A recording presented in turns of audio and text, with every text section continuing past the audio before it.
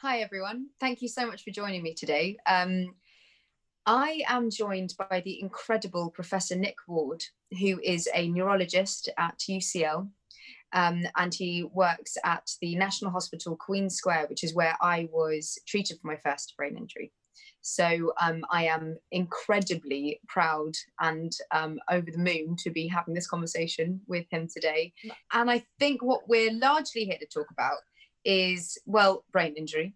So let's begin there. Let's talk about from you, from the person who knows better than most, what is a brain injury? Because I know what my experience was, and I know I don't have a particularly scientific way of explaining it. So if you'd like to take us away. So brain injury is caused by obviously injury to the brain, but the two commonest causes are probably stroke and traumatic brain injury, or TBI. So stroke is caused by interruption of blood flow to a part of the brain, which results in death of a number of cells.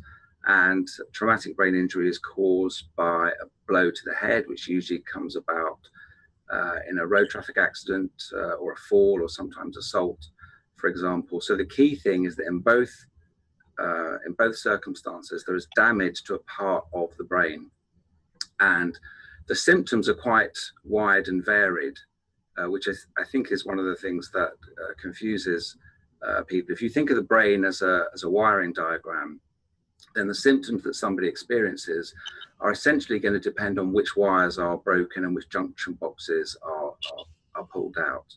So people will typically suffer from problems with movement, so often weakness down one side, problems with communicating, either being able to express themselves or understanding others, but also problems with thinking, so attention, concentration, mood, anxiety, and fatigue. And we can think about those sets of symptoms as kind of symptoms that you can obviously see.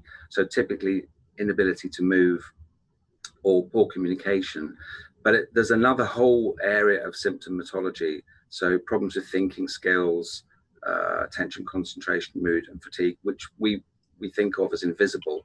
And I think that's one of the problems that we have in brain injury, that people will suffer from combinations of these. So you don't just get a problem with movement. You could have a problem with movement, but a problem with mood and fatigue at the same time. And it's important that we think about all of those when we decide how best to treat patients.